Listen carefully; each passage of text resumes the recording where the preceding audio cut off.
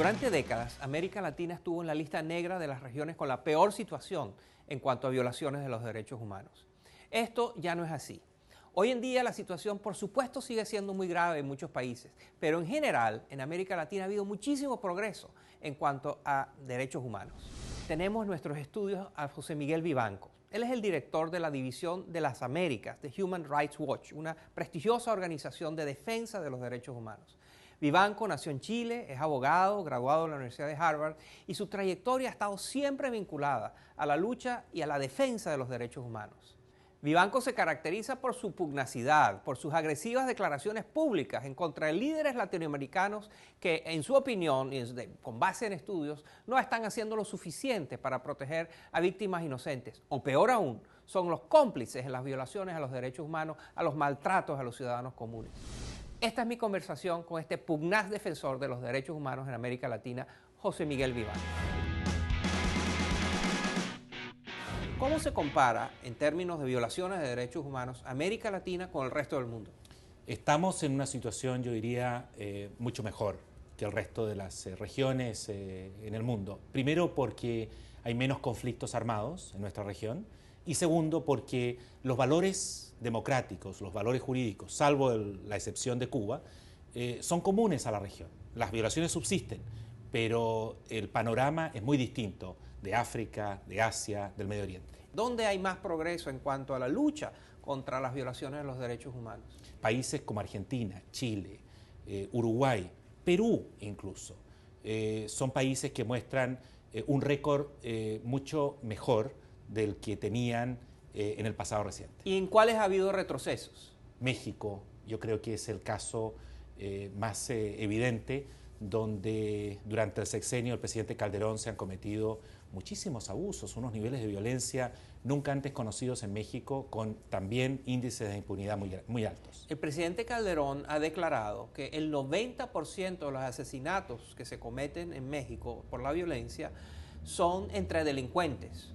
Me parece que él hoy día no podría públicamente argumentar que la gran mayoría, que el 90-95% son muertos entre delincuentes, porque el gobierno mexicano hoy acepta que no tiene las investigaciones judiciales para sostener un argumento de esa naturaleza. Es simplemente una presunción, pero que no tiene hasta ahora un asidero fundado en los hechos.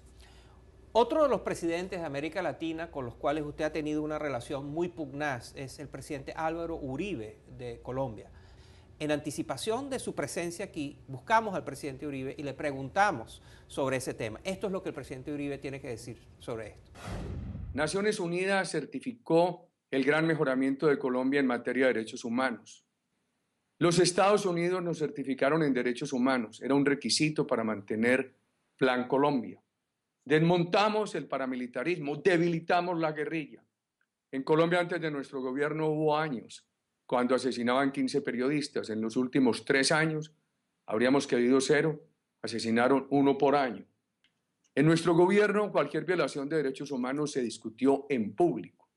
Ministro, altos mandos, presidente, acudíamos a audiencias, a responderle a la comunidad y a obligar a que se le respondiera por qué hacen derechos humanos. Las víctimas reclamaron, perdieron el miedo a reclamar. Nuestro gobierno introdujo la reparación de víctimas. Es muy importante que el mundo sepa que sancionamos todos los falsos positivos, pero también defendimos a nuestros soldados y policías de las falsas acusaciones. ¿Qué le responde usted al presidente Uribe? Que los índices de violencia, de impunidad, de violaciones a derechos humanos, lamentablemente durante su gestión fueron muy altos. Que la gran oportunidad que él tuvo de desmovilizar el paramilitarismo, lo cierto es que creo que fracasó. Las BACRIM, los que llaman las bandas criminales en Colombia, siguen creciendo, y muchos de ellos son mandos medios del paramilitarismo en las mismas zonas donde operaba el paramilitarismo, en las mismas regiones, en los mismos negocios de narcotráfico, desplazando a la población civil y cometiendo abusos con impunidad. Durante su gestión hubo escándalos muy serios de parapolítica, más de 150 congresistas, todos ellos, o la gran mayoría del uribismo, sancionados por los tribunales de justicia por vínculos, por nexos con las mafias.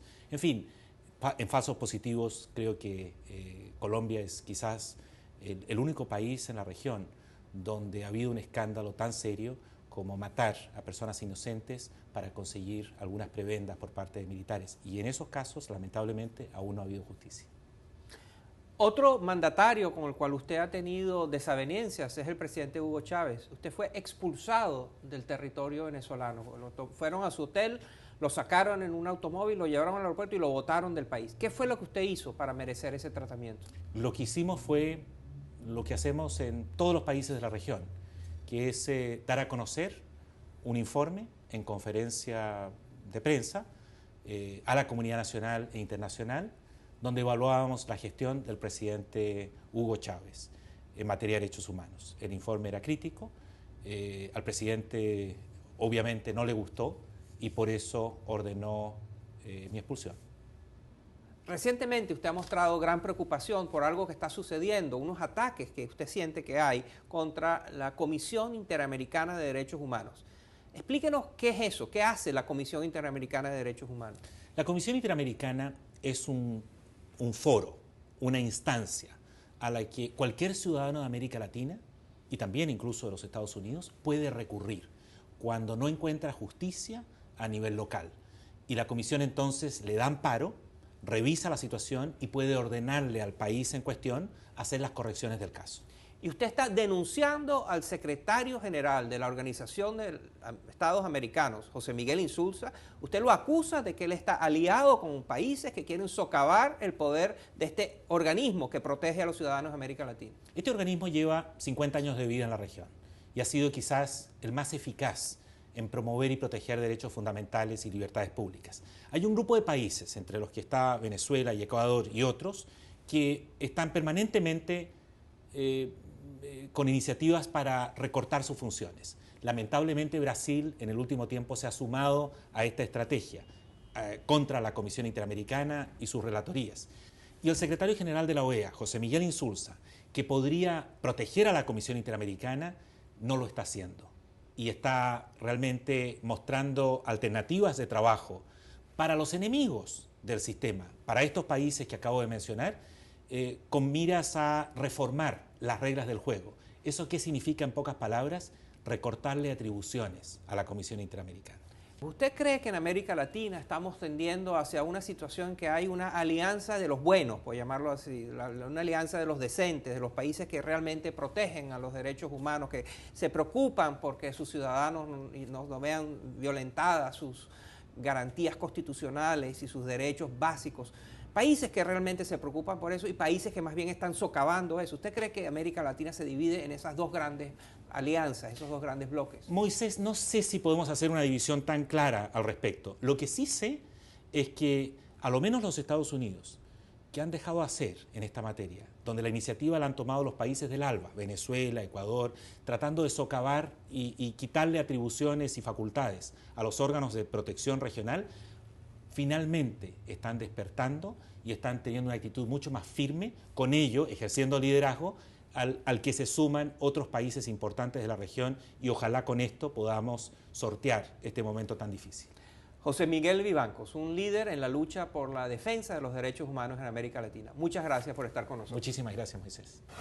Si quiere ver más de esta entrevista, visite nuestra página web efectonaim.com. Después de la pausa hablaremos de un peculiar concurso musical. Para algunos es el símbolo máximo de la cursilería, para otros es una gran expresión artística. Usted se va a poder hacer su propio juicio. No se vaya.